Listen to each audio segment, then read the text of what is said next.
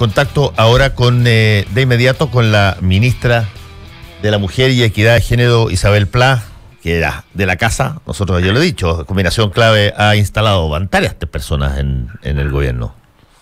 Nosotros somos un poder, un factotum. Pusimos a Gonzalo Blumel, a Isabel Pla, por cierto. ¿Cómo estás, Isabel? Muy buenos días, ministra, Fernando. perdón, no, déjeme darle un estatus nuevo. Ministra, ¿cómo está usted? No, el estatus de las personas siempre es el mismo. Buenos días, Fernando. Un saludo a las personas que nos están escuchando. Ministra, llegó y muy rápidamente le surgió a usted una situación que tiene que ver con los abusos sexuales y acusaciones de abusos sexuales que tienen que ver con el lugar del trabajo y particularmente en un lugar que no es típico, no tiene las mismas lógicas, lo conozco bien, de las oficinas de 9 a 5 y con todos los protocolos conocidos. Y esto ha cambiado muy fuerte en el ámbito de la televisión, en el ámbito de los actores y actrices, y me encantaría ver cómo está viendo desde el Ministerio de la Mujer y Equidad de Género este problema del abuso sexual, particularmente en todo lo que podríamos denominar los medios de comunicación. Bueno, Fernando, sinceramente pienso que lo más importante de la denuncia que nosotros conocimos el fin de semana, se trata de un espacio con personas muy conocidas, muy relevantes, y por lo tanto lo que las actrices denunciaron tiene mucha repercusión. Y tiene repercusión también en miles de mujeres, porque mayoritariamente los casos de acoso sexual laboral afectan a las mujeres más que a los hombres. También hay hombres, pero es importante que nos centremos en el tema de las mujeres. Miles de mujeres que mantienen una muralla de silencio también por muchísimo tiempo, por distintas razones. Por miedo a perder el trabajo, porque muchas veces el acosador, la mayoría de las veces, es una persona que está en una situación de superioridad laboral, por vergüenza, o un hecho que es muy relevante, también por miedo a que no le crean, porque normalmente socialmente se tiende a poner una carga de culpa en las mujeres cuando las mujeres hacen denuncias de esta naturaleza. Entonces, el caso que conocimos, el reportaje de la revista el sábado, sí, tiene esa especial importancia, no solamente la enorme importancia en la vida de esas personas, en la vida de las personas que han denunciado, sino también es un espejo para que muchas mujeres se atrevan a denunciar. Sin embargo, hay un dato muy importante que me parece interesante transmitirte. Esta muralla de silencio se ha ido derribando en los últimos años. De acuerdo a la información que entregó a fines del 2017 la Dirección del Trabajo, en el año 2014 se presentaron alrededor de 240 denuncias por acoso sexual en el lugar del trabajo, 240. A fines del 2017 se habían presentado cerca de 900 denuncias por acoso sexual, o sea, se casi más que triplica. Entonces, eso quiere decir que se están generando también climas, ambientes y una muy importante intolerancia a este tipo de situaciones. Hay un avance en esa materia. El avance tiene que ver con que también las empresas han ido estableciendo reglamentos. Entre otras cosas, te voy a decir que el Código del Trabajo obliga a una empresa que tiene más de 10 trabajadores a tener un reglamento que establezca obligaciones, una serie de cosas, y muy en especial, dice el Código del Trabajo, los hechos relativos al acoso sexual. ¿Y qué entiende el Código del Trabajo por acoso sexual? Todas aquellas expresiones de connotación sexual que se hagan por diversas vías.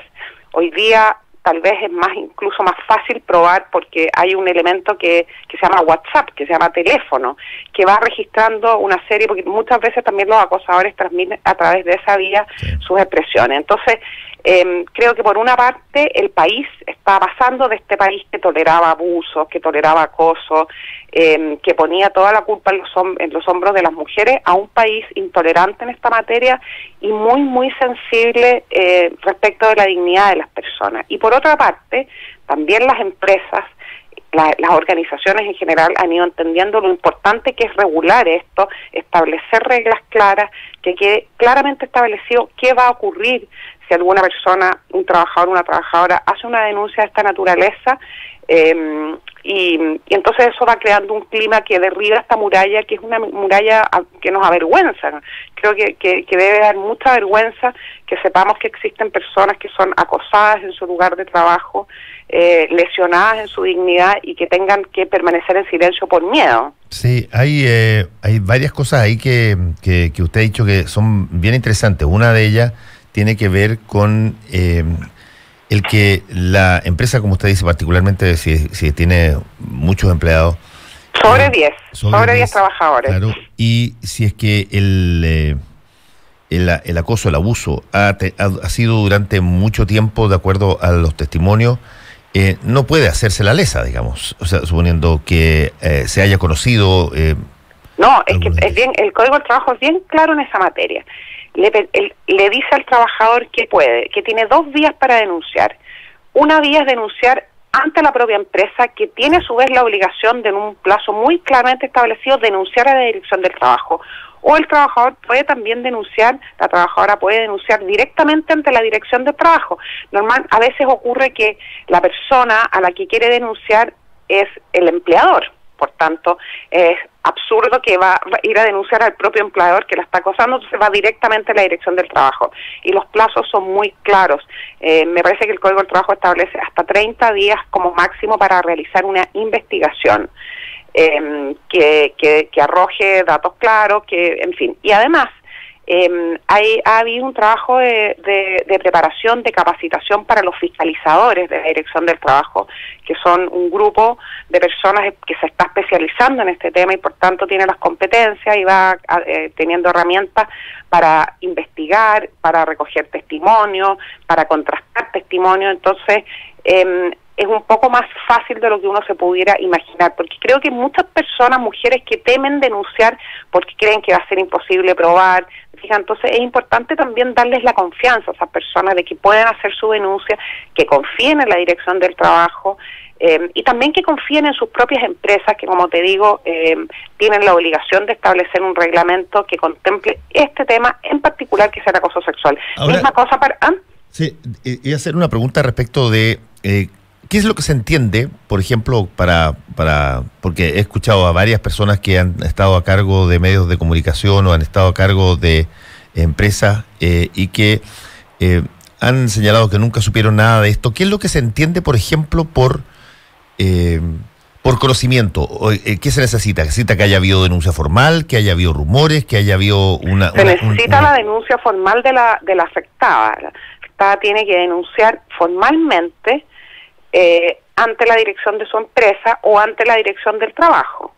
Pero estoy hablando desde el punto de vista institucional. Por ejemplo, es una cosa que a veces puede pasar en los medios de comunicación, donde se rumorea que tal persona acosa o coloca en situaciones delicadas a varias personas, pero no hay una denuncia formal. El hecho de que esa persona más adelante exista la denuncia formal, 1 año, 2 años después, esos antecedentes o lo que se conocía por todos o lo que se callaba porque la persona era, qué sé yo, muy poderosa dentro del medio, ¿es algo que pueda servir como antecedente de que se tenía conocimiento? Sí, es bien importante que tener en consideración que en la medida que va pasando el tiempo, también las pruebas, que son muy importantes para poder demostrar esto, se van esfumando en el tiempo, se van debilitando. Exacto. Entonces, el acoso sexual laboral no es un delito de acción pública, en el sentido que no puede cualquier persona del entorno denunciarlo, tiene que ser la persona afectada. Sin embargo, también eso es parte del nuevo Chile, Fernando, porque también hoy día el clima social, el clima laboral, te va poniendo también sobre tus hombros la carga de estoy viendo esto, que le está afectando a una compañera de trabajo, voy a denunciar. ¿Te fijas? O sea, también se está generando un clima de solidaridad en ese sentido, en el sentido de, si estoy viendo esto, al menos voy a convencerla de que denuncie o voy a ponerlo en conocimiento de los superiores. Pero para iniciar una investigación se necesita la denuncia formal, como te digo, ante la dirección de la empresa o ante la Dirección del Trabajo de la persona afectada. Estamos conversando con la ministra de la Mujer y Equidad de Género, Isabel Pla. Sí, hay Sí. Y hay perdón, Fernando, también hay un tema, siempre en este tipo de situaciones uno transita entre fronteras. ¿Y a qué me refiero con esto? Por ejemplo, en los casos que se han conocido, que han sido más conocidos, también se escucha, es parte del rumor, no, es que era consentido, porque acoso sexual es sin consentimiento. Y también ahí hay una frontera importante de tener en claro, porque ¿qué es consentido? Porque si una persona que es tu jefe, que es tu superior, te está pidiendo algo, te está haciendo insinuaciones y tú te tomaste un café con esa persona, o sea, es tu superior, tu trabajo depende de la buena voluntad de esa persona. ¿Hay consentimiento? Entonces también es bien importante que nosotros cuando hacemos comentarios respecto de denuncias que conocemos o situaciones que están pasando en nuestro entorno, tengamos muy en cuenta que el consentimiento es muy relativo, especialmente cuando quien está acosando está en una situación de superioridad. ¿Me explico? Sí, perfectamente. Y no solamente ese es un problema, sino que también cuando se considera o cuál es el límite para considerar que algo es un abuso. Por ejemplo, hay gente que incluso lo han dicho recientemente, que ya prácticamente no se puede tirar un piropo porque se entiende como abuso. ¿Cuál es el momento en que uno siente o uno establece que se ha rebasado la norma? No, el Código del Trabajo también es bien preciso en esa materia y dice que las relaciones laborales deben darse en el marco de la dignidad de las personas. O sea, todo aquello que lesione tu dignidad, todo aquello que tú percibas que está lesionando tu dignidad, está contra las normas, tanto por ser acoso sexual en el marco del trabajo o acoso callejero en el marco de las ordenanzas que se han estado instalando en las últimas semanas en algunas comunas de Santiago.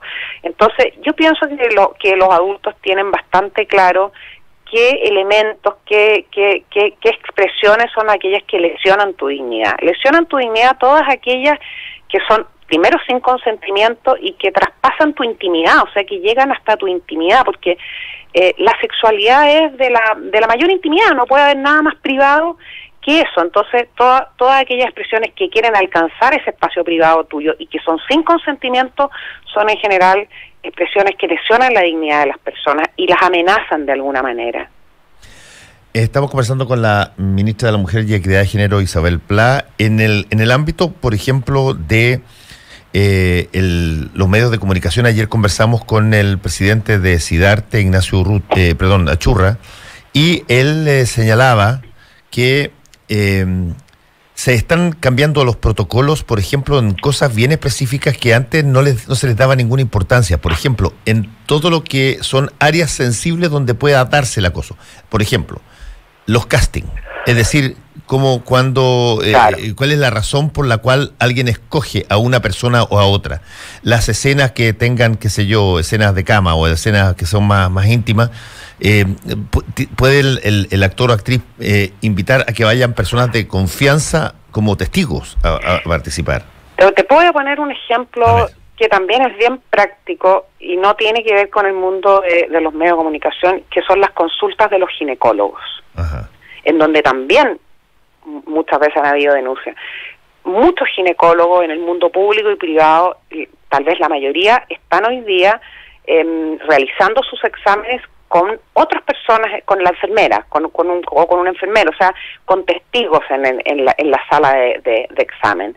Fíjate, se está atendiendo, las personas están tomando resguardo, también por sí mismos, porque también puede darse el caso de personas que son denunciadas como acosadores y no lo son, ¿te fijas? Entonces, también por eso te digo que están cambiando las prácticas, estamos mejorando las prácticas en todo sentido, tomando en cuenta las experiencias que hemos conocido y tomando en cuenta que se está abriendo esta puerta, se está derribando esta muralla de silencio, y entonces todos estamos tomando resguardo, tanto las personas que son susceptibles de ser acosadas, como también aquellos que puedan ser susceptibles de ser acusados de acosadores o de abusadores. Son dos cosas distintas al abuso del acoso. En todo caso, se empieza siempre con el acoso y se termina con el abuso. O sea, una cosa trae a la otra, pero son son expresiones distintas, ¿ya? Ya, perfecto. Ahora, en el ámbito de lo que se ha conocido últimamente, que tiene que ver con este contexto de las teleseries y donde hay una situación donde quien dirige la teleserie o el productor de la teleserie o alguien que es una fuerza dominante versus otra, ahí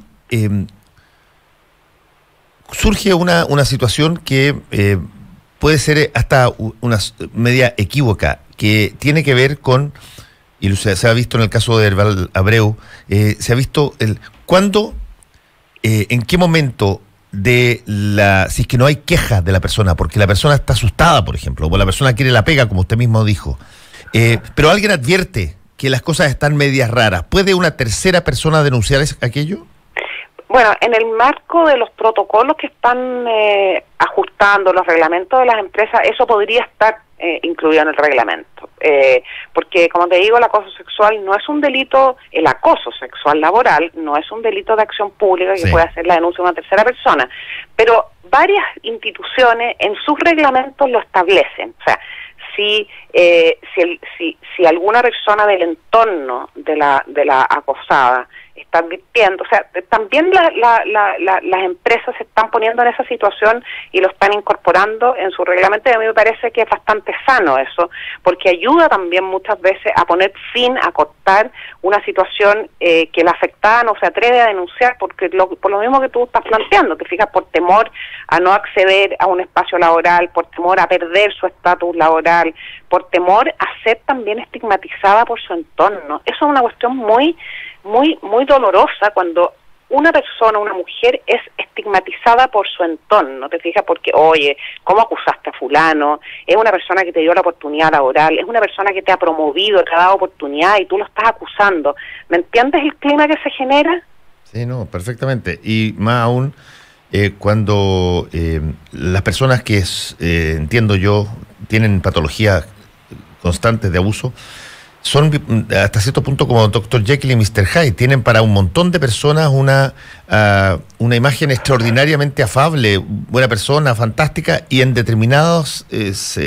con determinados personajes o con determinadas personas ejerce su lógica depredadora. Entonces, para las personas que lo han visto en la otra faceta, lo tienen incluso no pueden creerlo, no lo pueden creer, y por lo tanto lo pueden defender a muerte porque todo lo que ellos han visto ha sido distinto y pueden creer que esto es básicamente una denuncia para sacar plata o para cualquier otra cosa.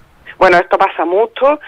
Yo recuerdo muy bien, tenía menos de una semana de ministra, fui a Rancagua, tuve una conversación muy importante con un grupo de mujeres que han sido ya no acosadas en el trabajo, sino que fueron víctimas de violencia con sus parejas, y una de ellas me dijo, mi marido, estaba casada hace muchos años, mi marido es una persona muy conocida en la comunidad, es siempre el mejor en el centro padre y apoderado, es siempre el mejor en su gremio, ¿me entiendes? Una persona de mucha connotación en la comunidad, muy querida, muy respetada, y a ella le costó muchísimo poder decidirse a hacer una denuncia porque sabía que iba a enfrentar también una ola de su entorno de incredulidad, de no puede ser esta persona que ha demostrado ser un buen vecino, te fijas, una persona destacada en la comunidad por su solidaridad, en fin. Entonces, claro, pues hay muchos también perfiles de personas acosadoras, abusadoras, que se muestran ante los demás como una persona correcta,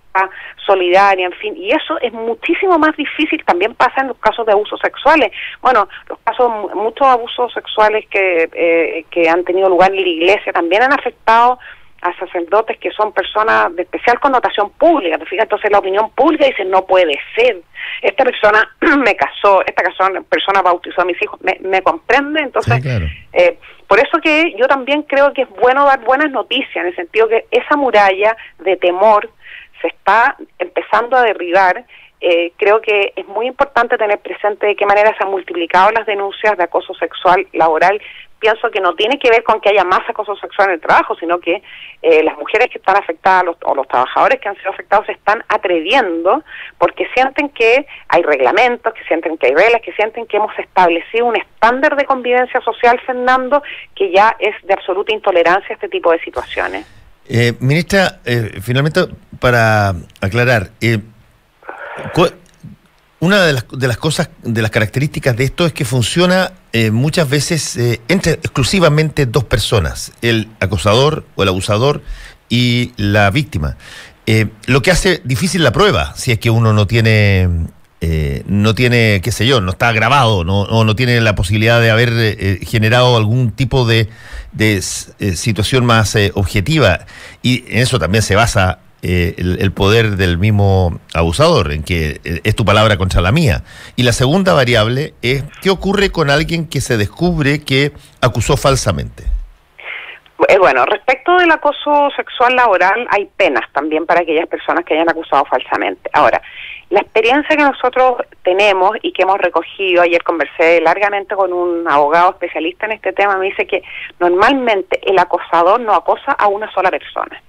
Generalmente ha ido creando ya situaciones con otras personas. Entonces, en la investigación se le pregunta a distintas personas de la organización y normalmente es alguien que ha dejado huellas en más de una persona, ¿me entiendes? Tiene un perfil de acosador, tiene un perfil de abusador. Entonces hay herramientas, como te digo, la Dirección del Trabajo viene preparando a un grupo de fiscalizadores desde hace un tiempo que les han dado herramientas para ir investigando, y normalmente el acosador es una persona que ya ha cometido, y lo hemos visto también en las denuncias públicas, ¿te fijas? O sea, sí, no es a una sola persona, en la iglesia, en los medios, en fin, en todos los espacios. Nombro esos espacios porque son de más connotación social, Fernando, pero tiene que quedar bien claro que no hay ningún ámbito laboral que pueda estar libre de este hecho. Y lo último, bien cortito, ¿esto abarca también al encubrimiento a las personas que sabiéndolo encubre? Eso ya está más en el marco de una denuncia penal, que también la persona acosada, además de recurrir a la justicia laboral, puede recurrir, si es que han habido otros elementos, a la justicia penal, porque sí, también el acoso sexual también puede ser al mismo tiempo un abuso sexual cuando ha habido expresiones de fuerza o de superioridad. Entonces sí, en el marco del Código Penal hay penas que son distintas, mayores, hasta de cárcel incluso. Ministra Isabel Pla, muchas gracias por haber estado con nosotros hoy día en Combinación Clave. Que le vaya muy bien. Muchas gracias, Fernando. Saludos. Chao. No te separes de la 92.9. Ya regresamos con más opinión y debate en Combinación Clave. Quédate en la clave. Información, emoción, amabilidad, pensamiento lateral. Estamos en el lugar de la noticia, porque la ignorancia nos lleva al conocimiento y porque así nació Sócrates, preguntándose ¿qué es qué? Roca Balbuena y Fernando La Salvia están en la clave para preguntarse ¿qué es qué? Dudar es clave. De lunes a viernes a las 5 de la tarde por la 92.9 y radiolaclave.cl. Somos entretención. Somos la clave. Elige atreverte. Elige